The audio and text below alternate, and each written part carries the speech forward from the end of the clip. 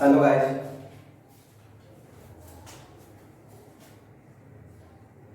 चलिए ये 10th class का chapter number first subject chemistry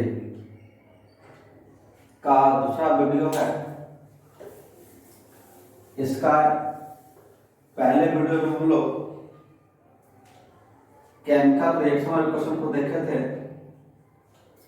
और वहां पर हम लोग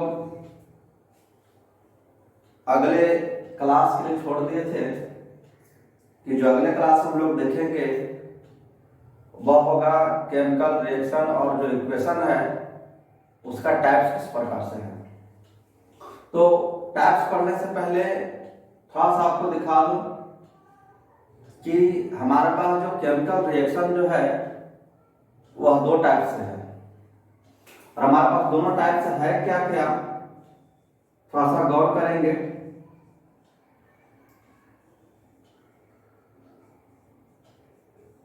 एक को बोलते हैं बाबू बैलेंस केमिकल रिएक्शन और दूसरा को बोलते हैं बाबू अनबैलेंस केमिकल रिएक्शन।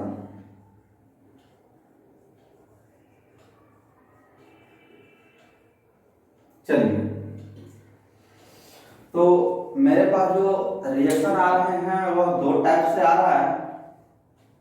एक को बोल रहे हैं बैलेंस केमिकल रिएक्शन और इक्वेशन, एक को बोला जा सकता है अनबैलेंस केमिकल रिएक्शन। और रिएक्शन इक्वेशन क्या होता है पिछले एक वीडियो में बात करके आ चुके हैं। जब उसको वर्ड में लिख दूं तो केमिकल रिएक्शन है और जब उसी रिएक्शन को उसके फार्मूला से और सिंबल से जब रिप्रेजेंट कर दिया जाता है तो उसे बोलते हैं इक्वेशन। तो आइए आपसे बात कर लेते हैं कि बैलेंस केमिकल रिएक्शन क्या है भाई और अनबैलेंस केमिकल रिएक्शन क्या है। तो पहले जो हम लोग देखते हैं बैलेंस देखते हैं, दोनों का आप अच्छे से देखेंगे। और पिछले क्लास में बात करके आए हैं इस रिएक्शन का क्या बनेगा बाबू, वाटर। यानी कहने का मतलब कि जब हाइड्रोजन और ऑक्सीजन को मिला लूं क्या बनेगा, वाटर। और ये जो मेरे पास वाटर है, इस रिएक्शन हम लोग देखते हैं कि इधर का जो मेरे पास मॉलिक्यूल्स अलग है, इधर का जो मेरे पास मॉलिक्यूल्स अलग है। तो जब दोनों के मॉलिक्यूल्स में अंतर हो, कहने का मतलब कि मेरे पास रिएक्टेंट है, ये मेरे पास क्या है, प्रोडक्ट है। तो जब दोनों के नंबर्स ऑफ एटम डिफरेंट हो तो ऐसे रिएक्शन को बोलते हैं अनबैलेंस केमिकल रिएक्शन।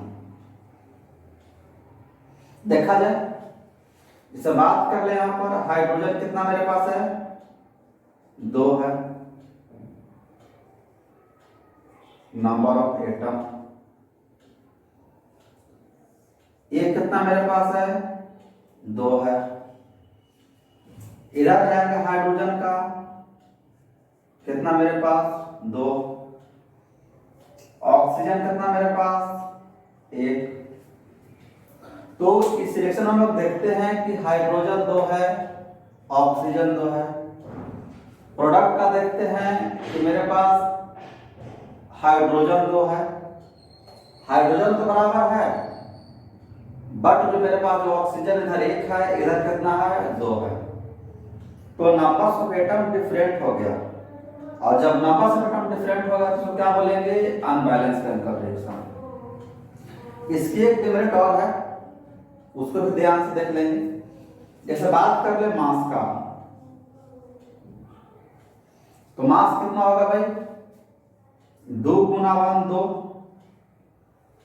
और ऑक्सीजन की हम 9th क्लास में बता करके ले आए हैं। और क्या होता है 16 16 2 जा 32। और जब दोनों को प्लस कर दूं तो लगता है कि 34 ग्राम हो गया। उधर देखते हैं हाइड्रोजन कितना होता है मेरे पास, एक होता है 1 गुना 16, 2 प्लस 16 कितना मेरे पास हो गया, 18 ग्राम हो गया।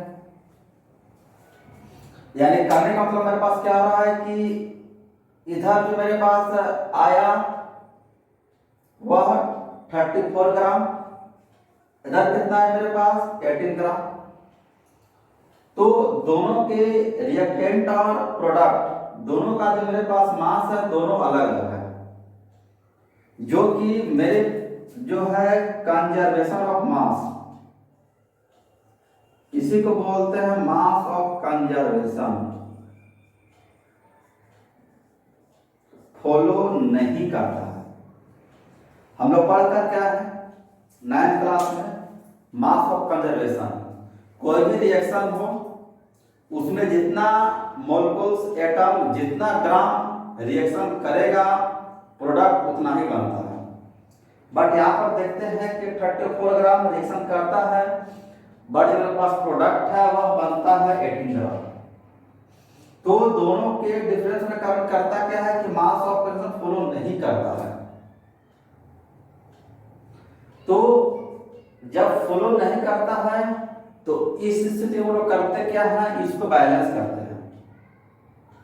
तो पहले जानिए अनबैलेंस वही होता है जिसके एटम क्या होते हैं, डिफरेंट डिफरेंट होते हैं, और जिसका एटम क्या हो सेम हो, उसे क्या बोलते हैं, balance chemical reaction.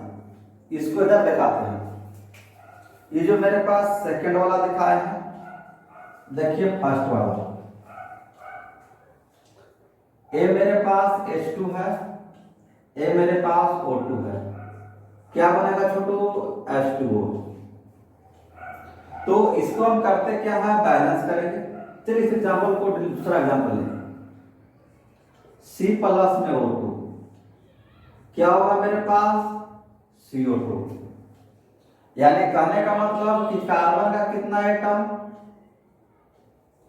Number of atom कितना भाई 1, ऑक्सीजन कितना भाई 2, इधर कितना हो जाएगा मेरे पास, कार्बन का 1 होगा, ऑक्सीजन का कितना होगा 2 होगा। इसमें हम लोग देख रहे हैं कि उस रिएक्शन में जितना कार्बन है उतना ही इधर भी है, जितना उधर ऑक्सीजन है उतना ही इधर भी है, दोनों तरफ सेम है। और जब सेम है तो क्या बोलते हैं, बैलेंस केमिकल रिएक्शन। और जो बैलेंस केमिकल रिएक्शन है वह करता क्या है, मास ऑफ कंजर्वेशन को फॉलो करेगा। और जब मास ऑफ कंजर्वेशन को फॉलो करेगा तो मेरे पास रिएक्शन बिल्कुल सही है। तो इसमें दिखाते हैं मास को, तो एक है और एक कार्बन का मेरे पास होता है 12 ग्राम, ऑक्सीजन 2 है 32 ग्राम, और जब दोनों को प्लस कर लूं तो कितना आ जाता है मेरे पास 44 ग्राम। चलिए इसका भी देखेंगे, 12 ग्राम 32 ग्राम 44 ग्राम, यानी कि दोनों का जो मास क्या है बराबर है। यानी हमसे पूछेगा कि बैलेंस केमिकल रिएक्शन और अनबैलेंस केमिकल रिएक्शन में अंतर क्या है, डिफरेंस क्या है, तो उनको बताया जा सकता है कि वैसा केमिकल रिएक्शन जिसमें होता क्या है कि दोनों तरफ जो नंबर्स ऑफ एटम है वह सेम हो, उसे क्या बोलते हैं, बैलेंस केमिकल रिएक्शन। और दो reaction which have different numbers of atom for reactant and product, यानी कहने का मतलब कि रिएक्टेंट और प्रोडक्ट दोनों का जो नंबर्स ऑफ एटम क्या है वह डिफरेंट डिफरेंट होना चाहिए, उसे क्या बोलते हैं, अनबैलेंस।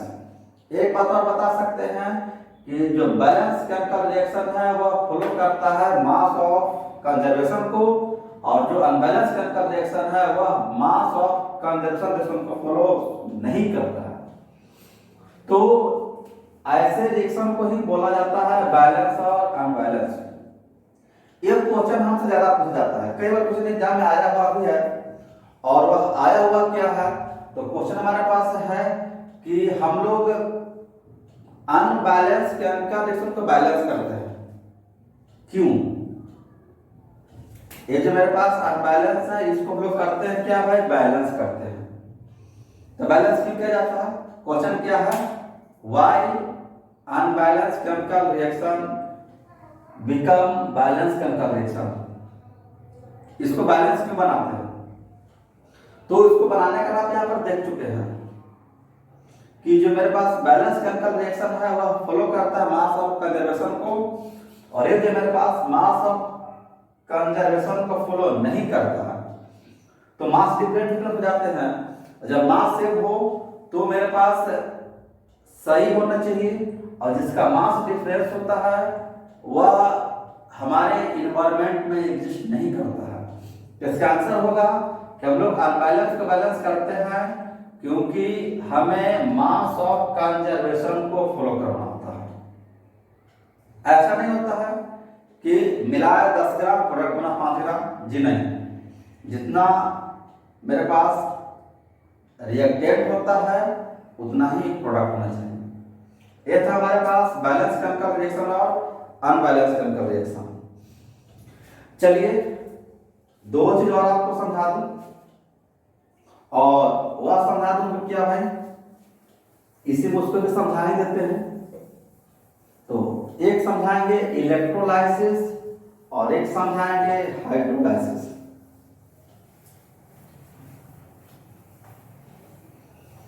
चलिए तो समझेंगे इलेक्ट्रोलाइसिस क्या है और हाइड्रोलाइसिस क्या है।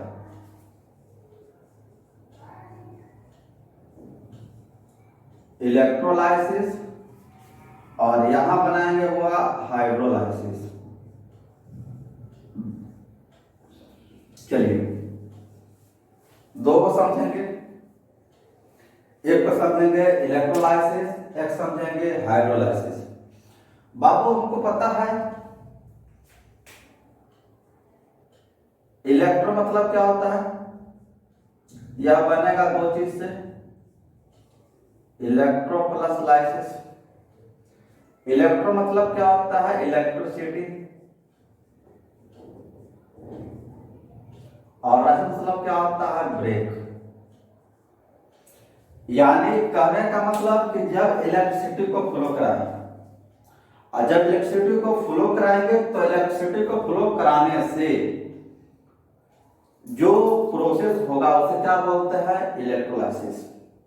यानी कहने का मतलब कि इलेक्ट्रिसिटी को फ्लो करवा करके हम लोग करते क्या है कि उसके अंदर जो डिजोल्व है उसको अलग अलग करते हैं, ब्रेक डाउन करते हैं। तो इस प्रोसेस क्या बोलते हैं, इलेक्ट्रोलाइसिस। मतलब इलेक्ट्रिसिटी के सहायता से उसको करना क्या है, ब्रेक करना, इलेक्ट्रोलाइसिस। और ये मेरे पास क्या है भाई, हाइड्रोलाइसिस। बहुत सारे विद्यार्थी के दिमाग में आ गया होगा कि सर क्या होने वाला है। तो हाइड्रो मतलब क्या होता है भाई, वाटर, और इसका मतलब क्या होता है, ब्रेक। तो जब वाटर से ब्रेक करे उसे बोलते हैं हाइड्रोलाइसिस, और जब इलेक्ट्रिसिटी से ब्रेक करे उसे क्या बोलते हैं हम लोग, इलेक्ट्रोलाइसिस। तो दिखाते हैं इसका इलेक्ट्रोलाइसिस कैसे होता है। आप देख रहे हैं क्या है भाई, ये मेरे पास एक कंटेनर है, और इस कंटेनर में करते क्या है, 9th पढ़ा कर क्या है, कैथोड और एनोड, उसी को लेकर के पढ़ा कर क्या है हुआ, discovery of electron and proton. तो एनोड जो होता है प्लस में होता है, कैथोड जो होता है वह माइनस में होता है। यानी हमने किया क्या, एक कंटेनर लिया और इस कंटेनर में हमने किया क्या है भाई, तो सॉल्यूशन को रख दिया, और सॉल्यूशन है किसका भाई, NaCl का। और NaCl का सॉल्यूशन है, उसमें करते क्या है कि एक प्लस और एक माइनस, यानी कहने का मतलब कि एनोड, ये क्या होगा मेरे पास भाई, कैथोड। यानी कि हम लोग दो प्लेट लगा दिया, एक एनोड और एक कैथोड, इलेक्ट्रोड है। अब इससे करेंगे क्या हम, इलेक्ट्रिसिटी को फ्लो करवाएंगे। चलिए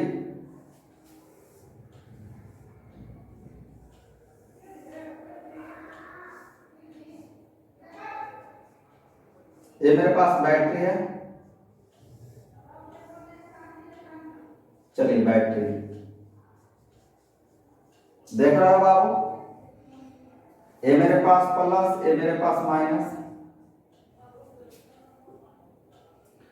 जब इसके अंदर हम इलेक्ट्रिसिटी को फ्लो करवाते हैं,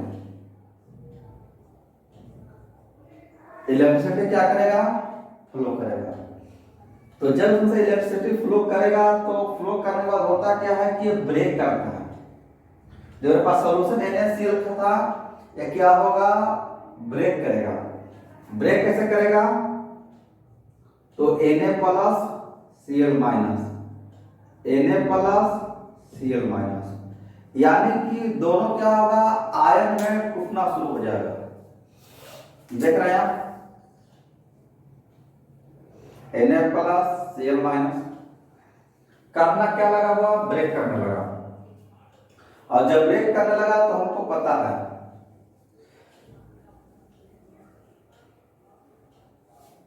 कि यह जो है प्लस वाला माइनस के पास, माइनस वाला प्लस के पास ऑपोजिट चार्ज का अट्रैक्शन होता है।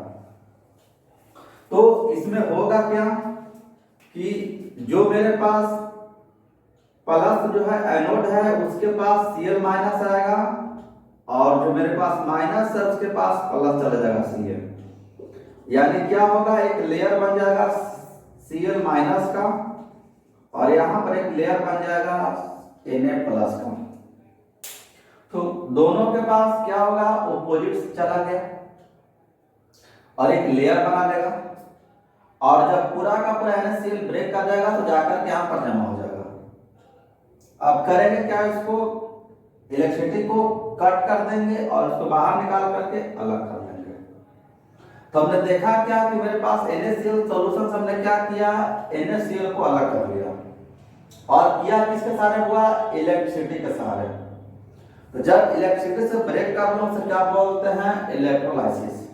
यानी जो मेरे पास रिएक्शन हुआ वह किसके सहारे हुआ, मेरे पास इलेक्ट्रिसिटी के सहारे हुआ, इसलिए इसको क्या बोलते हैं, इलेक्ट्रोलाइसिस। अब इसको कैसे ब्रेक करेंगे, हाइड्रोलाइसिस से। आइए इसको दिखाते हैं। तो हाइड्रोलाइसिस से मेरे पास क्या होता है, यहां पर दिखाते हैं दो चीज हमारे पास है, HCl और H2SO4। तो जो मेरे पास HCl और H2SO4 है तो करते क्या है, डालते हैं वाटर में।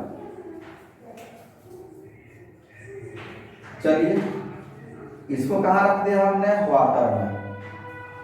और जब वाटर में रख दिया तो वाटर में जब रखेंगे तो यह ब्रेक कर जाएगा, और ब्रेक करके क्या बना देगा मेरे पास भाई, यह ब्रेक कर जाएगा अलग अलग आयन, H प्लस और Cl माइनस। इसको भी ब्रेक करेंगे तो क्या आ जाएगा, H प्लस SO4 माइनस, यहां दो कर लेंगे, बिल्कुल सही है। तो ये जो मेरे पास ब्रेक डाउन किया किसके प्रेजेंस में मेरे पास हुआ, वाटर के प्रेजेंस में। इसलिए तो क्या बोलते हैं हम लोग, हाइड्रोलाइसिस। ये जो मेरे पास ब्रेक किया किसके थ्रू किया हुआ, इलेक्ट्रिसिटी के थ्रू किया, क्या बोलते हैं, इलेक्ट्रोलाइसिस। हमारे पास दो प्रक्रिया होती है, प्रोसेस है, एक जो मेरे पास इलेक्ट्रोलाइसिस है, एक हमारे पास हाइड्रोलाइसिस है। दोनों आप यहां पर देख लिया, ठीक है। चलिए अब हम लोग एक और बात कर लेते हैं, और वह बात क्या करेंगे हम लोग, रिवर्सिबल रिएक्शन और इरिवर्सिबल रिएक्शन, उसको भी देख लीजिए।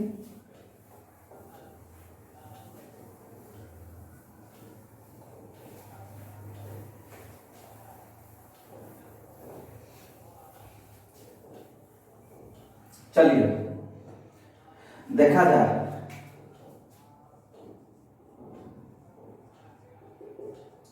रिवर्सिबल रिएक्शन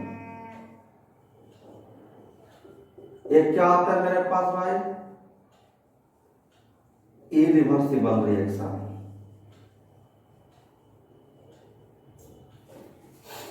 रिवर्सिबल रिएक्शन और इरिवर्सिबल रिएक्शन। इसका जो मेरे पास साइन होता है इस टाइप से होता है। किसी के दिमाग में चल रहा कि ओहो समझ गए सर, समझ गए, हमने क्या हुआ, तो इसका मतलब है कि इधर से इधर जाएगा, इधर से इधर आएगा, हमने किया। इसका मतलब है सिर्फ इधर से इधर जाएगा, हमने किया। तो आपको दिखा देते हैं क्लियर कर देने पर अच्छे से। जैसे मान लेते हैं मेरे पास H2 है और N2 है। H2 यानी कि हाइड्रोजन, N2 यानी कि नाइट्रोजन, और जब दोनों को मिलाते हैं तो मेरे पास क्या बनते हैं भाई, NH3। इसी को बोलते हैं कादोना। कादोना ये है अमोनिया, यानी कहने का मतलब ये मेरे पास क्या है भाई, अमोनिया है। किसी मन में बात चल रहा है सर ये तो बैलेंस है नहीं, कोई बात नहीं, बैलेंस कर लिया जाएगा। नाइट्रोजन कितना है भाई, 2, यहां लगा दीजिए 2, क्या होगा 3 2 जा 6, इधर कितना है 2 है, क्या लगा दो भाई 3। यानी कहने का मतलब कि हाइड्रोजन नाइट्रोजन मिलाकर क्या बन गया मेरे पास, अमोनिया। अब क्या होता है भाई कि यह जो मेरे पास प्रोसेस है, कौन सा प्रोसेस भाई, अमोनिया बनाने का। कैसे बनेगा भाई, तो हाइड्रोजन और नाइट्रोजन के मिलाने से बनेगा। तो जब हाइड्रोजन और नाइट्रोजन मिलाने से बनेगा तो इस प्रोसेस को हम बोलते हैं, क्या बोलते हैं भाई, हैबर प्रोसेस।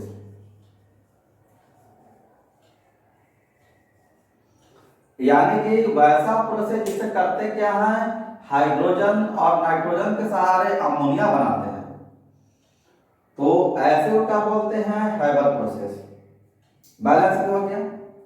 अब करना क्या भाई कि अब उससे इसको ले आना, आराम से आएगा।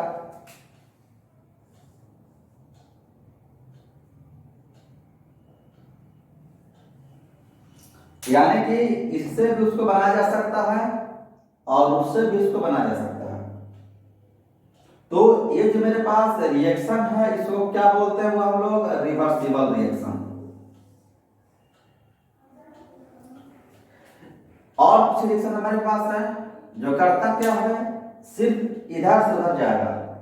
यानी हमसे पूछेगा कि रिवर्सिबल रिएक्शन क्या होता है, दो reaction in which reaction for a product, sorry, reactant for a product and product also form reactant, both are possible, is called reversible reaction। और साइन क्या होता है भाई, डबल एरो। ठीक है, आगे हम लोग देखते हैं इरिवर्सिबल रिएक्शन। इसमें क्या होगा, C है O2 है, क्या बन जाएगा मेरे पास CO2। तो मेरे पास C है, ये मेरे पास O2 है, क्या बन जाएगा CO2। तो इससे ये बन सकता है बट इससे यह नहीं बन सकता है, इसलिए मेरे पास क्या, मेरे पास है यह इरिवर्सिबल रिएक्शन। तो आपको समझ में आ गया होगा कि रिएक्टेंट से प्रोडक्ट, प्रोडक्ट से रिएक्टेंट बनना दोनों संभव हो सके, बोलते हैं रिवर्सिबल रिएक्शन, और डिनोट करते हैं डबल एरो से। और दो रिएक्शन जो करता क्या है मेरे पास, तो रिएक्टेंट से प्रोडक्ट जाएगा, प्रोडक्ट से रिएक्टेंट नहीं आता है, ऐसे रिएक्शन को बोलते हैं इरिवर्सिबल रिएक्शन। ओके, चलिए अब आपको कुछ और टाइप्स दिखा दूं जल्दी से। और वह जो टाइप्स हमारे पास है ध्यान से चलिएगा।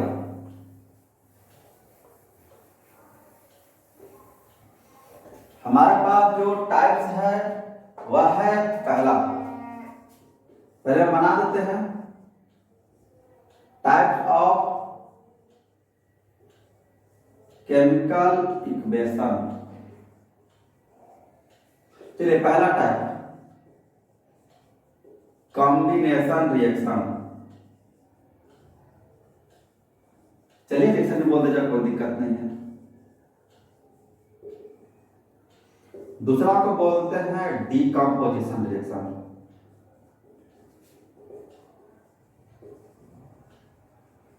गौर करते चलेंगे, है कि नहीं।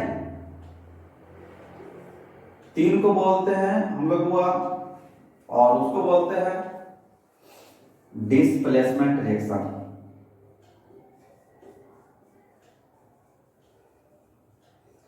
Displacement reaction. अगला क्या बोलते हैं भाई हम लोग,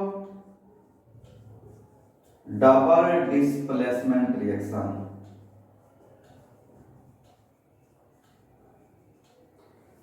और क्या हमारे पास है भाई, न्यूट्रलाइजेशन रिएक्शन।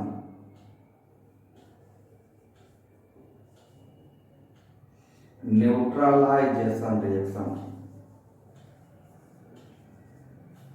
चलिए, और हमारे पास रिएक्शन है जिसको बात करेंगे इतना पढ़ने के बाद। तो पहला हमारे पास क्या है, कॉम्बिनेशन रिएक्शन। कॉम्बिनेशन में क्या होता है कि हम लोग करेंगे क्या, दो या दो से अधिक, two and more than two substance combine each other and form a product. देखिए H2 है, O2 है, क्या बन गया, H2O बन गया, ये पता है आपको, बैलेंस भी है, C प्लस O2 CO2। यहां पर हम देख क्या रहे हैं कि मेरे पास रिएक्टेंट दो या दो से ज्यादा है और वो कर क्या रहा है, प्रोडक्ट बना रहा है। इसे क्या बोलते हैं हम लोग, कॉम्बिनेशन रिएक्शन। और इसका हम पहले बता क्या चुके हैं कि मेरे पास रिएक्टेंट का प्रॉपर्टी होता है वह प्रोडक्ट के प्रॉपर्टी से क्या होता है, डिफरेंट होता है। ओके, चलिए, तो ये मेरे पास था कॉम्बिनेशन रिएक्शन। अगला मेरे पास क्या है, डिकम्पोजिशन रिएक्शन। चलिए देखा जाए, इसके ऊपर ही दिखाएंगे हम। डिकम्पोजिशन क्या होता है कि एक मेरे पास बड़ा मॉलिक्यूल्स है, क्या है, बड़ा मॉलिक्यूल्स, और उस मॉलिक्यूल से करेंगे क्या, हीट करेंगे, और जब हीट करेंगे तो क्या करेगा, वह ब्रेक कर जाएगा। यानी कि बड़े मॉलिक्यूल्स को छोटे छोटे मॉलिक्यूल्स में तोड़ना ही क्या कहलाता है, डिकम्पोजिशन। यानी when a bigger molecules decompose into two and more than two a small substance is called decomposition reaction। देखिए हमारे पास क्या है भाई, CaCO3 है, सबको पता है, कैल्शियम कार्बोनेट, क्या भाई, कैल्शियम कार्बोनेट। इसको करेंगे क्या, हीट करेंगे 1070 टू 1270 डिग्री सेल्सियस पर, और जब गर्म करेंगे तो क्या होगा, यह ब्रेक करेगा। और ब्रेक क्या करेगा, CaO प्लस में CO2, यानी कि कैल्शियम ऑक्साइड और कार्बन डाइऑक्साइड। तो हम लोग किया क्या है, हमारे पास वह ब्रेक कर गया, और जब ब्रेक कर गया इसको क्या बोलते हैं, डिकम्पोजिशन रिएक्शन। तो जब बड़ा मॉलिक्यूल्स ब्रेक कर जाए छोटे छोटे मॉलिक्यूल्स में, उसे क्या बोलते हैं, डिकम्पोजिशन रिएक्शन। चलिए अगला हमारे पास क्या आ रहा है, मेरे पास डिस्प्लेसमेंट रिएक्शन।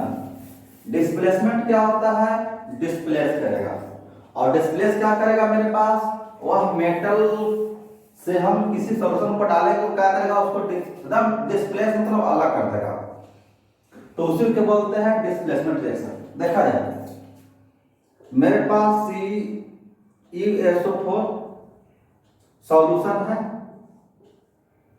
इसमें हम करते क्या है, Fe को डालते हैं, तो क्या मेरे पास बन जाएगा भाई, FeSO4 बन जाएगा प्लस H2।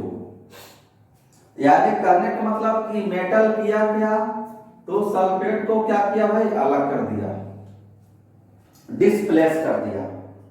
और जब डिस्प्लेस करने से क्या बोलते हैं हम लोग, डिस्प्लेसमेंट रिएक्शन। यह मेरे पास रिएक्शन है, डिपेंड करता है मेटल पर, और हम लोग आपको पढ़ा कर चले आए हैं या नहीं पढ़ा तो समझ लीजिएगा, पढ़ाए जाएंगे मेटल और नॉन मेटल में। ये जो मेरे पास है रिएक्टिविटी सीरीज है, जिसमें होता क्या है कि यहां हम मेटल लगाएंगे, लास्ट में पोटेशियम, कैल्शियम, इस टाइप से होता है। चलिए सोडियम, यानी कहने का मतलब कि इस टाइप से मेटल लगाएंगे बहुत सारा, बीच में आएगा हाइड्रोजन। तो जो ऊपर है वह मोर रिएक्टिव है, जो नीचे है मेरे पास लेस रिएक्टिव है। तो जो मोर रिएक्टिव है उससे रिएक्शन करवाएंगे तो जल्दी करेगा, फास्ट रिएक्शन होगा। और जो मेरे पास नॉन रिएक्टिव है, रिएक्टिव बहुत कम है, उससे मेरे पास रिएक्शन बहुत स्लो होगा। तो मेरे पास रिएक्शन डिपेंड करता है कि मेरे पास इसका जो मेरे पास मेटल है उसकी रिएक्टिविटी क्या है। तो मोर रिएक्टिव क्या करेगा, रिएक्शन फास्ट करेगा, और लेस रिएक्टिव होगा क्या करेगा, रिएक्शन हल्का स्लो करेगा। बट जो हाइड्रोजन से ऊपर होगा वह अधिक रिएक्टिव होता है, और जो हाइड्रोजन से नीचे होगा उसकी जो मेरे पास रिएक्टिविटी होती है वह क्या होती है, स्लो होती है, वह रिएक्शन ना के बराबर करता है। इसलिए मेरे पास प्लैटिनम हो गया, और मतलब कि गोल्ड, यानी कि प्लैटिनम और सोना तो ऐसे मेटल है जो रिएक्शन नहीं करता है। इसीलिए इस पर जो हम लोग कोरोजन का जो समस्या है बहुत कम होती है, रिएक्शन करता ही नहीं है। इसीलिए यह हमारे एनवायरमेंट में बिल्कुल फ्री होता है, और इसी कारण जनरल लोग यूज करते हैं ज्वेलरी बनाने में। और दूसरी बात क्या होती है, इसमें चमक ज्यादा होती है। ठीक है, चलिए इसको तो हमको देखना है नहीं। तो मेरे पास क्या था, डिस्प्लेसमेंट। कोई मेटल करता क्या है, किसी सबस्टेंस को डिस्प्लेस कर देगा, उसे क्या बोलते हैं, डिस्प्लेसमेंट रिएक्शन। चलिए अगला हमारे पास क्या है, डबल डिस्प्लेसमेंट। डबल डिस्प्लेसमेंट क्या होता है, तो दोनों को डिस्प्लेस करेगा। देखिए BaCl2 है और इधर मेरे पास H2SO4 है। इसमें क्या होगा, ये वाला यहां पर, ये वाला यहां पर, यानी कि जो डिस्प्लेस होगा दोनों होगा। तो क्या मेरे पास बनेगा, BaSO4 बनेगा, फिर मेरे पास क्या बनेगा भाई, HCl बनेगा। बैलेंस कर ले 2 से। तो यहां पर देखते क्या है कि यह जो है इस टाइप से, यह जो मेरे पास इस टाइप से, दोनों करता क्या है, दूसरे को डिस्प्लेस कर लेता है। तो जब दोनों डिस्प्लेस करे तो डबल डिस्प्लेसमेंट रिएक्शन, और जब एक करे उसे क्या बोलते हैं, डिस्प्लेसमेंट रिएक्शन। ओके, चलिए अब अगला हमारे पास क्या है, मेरे पास न्यूट्रलाइजेशन रिएक्शन। अगला क्या है बाबू, न्यूट्रलाइजेशन रिएक्शन। इसको हल्का सा ध्यान से देखिएगा। इसमें कहता क्या है कि एसिड और बेस, एसिड प्लस क्या बाबू, बेस, दोनों को मिलाएंगे तो मेरे पास क्या बनेगा, सॉल्ट, और क्या मेरे पास बनेगा, वाटर। तो जब एसिड और बेस को मिला दो तो मेरे पास क्या बनेगा, सॉल्ट और वाटर। तो इसी को हम क्या बोलते हैं, न्यूट्रलाइजेशन रिएक्शन। क्या बोला जाए, न्यूट्रलाइजेशन रिएक्शन। तो जब एसिड और बेस जब रिएक्शन करेगा तो मेरे पास क्या बनेगा, सॉल्ट और वाटर। तो उसको क्या बोलते हैं, न्यूट्रलाइजेशन रिएक्शन।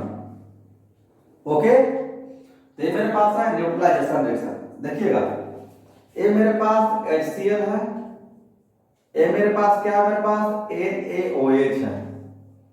अगर बात करूं तो मेरे पास हाइड्रोजन क्लोराइड, ये मेरे पास क्या है, सोडियम हाइड्रोक्साइड, और इसी को हम बोलते हैं कास्टिक सोडा। जब दोनों को करवाएंगे तो H जो है इसके पास चला जाएगा, Na जो इसके पास चला जाएगा, तो बन जाएगा NaCl, और एक मेरे पास क्या बन जाएगा, वाटर। OH मेरे पास यहाँ पर है, H चला जाएगा, H2O हो जाएगा, ये मेरे पास NaCl हो गया। ये मेरे पास क्या होगा, मेरे पास भाई सॉल्ट हो गया। ये मेरे पास क्या होगा, मेरे पास वाटर हो गया। यानी कहने का मतलब कि जब एसिड और बेस दोनों रिएक्शन किया तो मेरे पास क्या बना दिया, सॉल्ट और वाटर। तो जो सॉल्ट और वाटर बन गया इसी को क्या बोलते हैं हम लोग, न्यूट्रलाइजेशन रिएक्शन। तो ये सारी रिएक्शन आपके सिलेबस में है और हमको पढ़ना है, और बहुत सारे रिएक्शन आपको बुक में दिया हुआ है जो इसी टाइप से है। आपको करना क्या है कि हर टाइप के रिएक्शन को आप गौर से देखेंगे, और बाकी जो बात होगी और सारा रिएक्शन दिखाएंगे क्लास में। परंतु अभी जो मेरे पास है ऑनलाइन क्लास है, ऑनलाइन क्लास में आपको समझा देते हैं, समझते चलिएगा। और ऑनलाइन का मतलब होता है समझना, और उसको फिर क्या करना, अपने बुक से स्टडी करना। तो अपने बुक में जो दिया हुआ है उस बुक के अनुसार करेंगे क्या, उसको स्टडी करते चलेंगे। और बहुत सारे लेक्चर दिया हुआ है और उसका बहुत सारा डिटेल्स भी है, तो सारे डिटेल्स को हम बात करेंगे अपने क्लासरूम में। तो अभी हम लोग करेंगे क्या, सिर्फ रिएक्शन को दिखा दिए हैं, इस टाइप में रिएक्शन होते हैं ताकि आपको समझने में आसान हो। अभी जो रिएक्शन दिया है यही रिएक्शन आपके एग्जाम में काम आएंगे और आप इसी रिएक्शन को लिख करके पास आउट हो सकते हैं। तो अगला मेरे पास इंपॉर्टेंट रिएक्शन है, और जो मेरे पास इंपॉर्टेंट रिएक्शन क्या है भाई, तो जो मेरे पास इंपॉर्टेंट रिएक्शन अभिक्रिया रिएक्शन है, यहां से तो क्वेश्चन कंफर्म मिलने वाला है। और मेरे पास क्या है, रेडॉक्स रिएक्शन।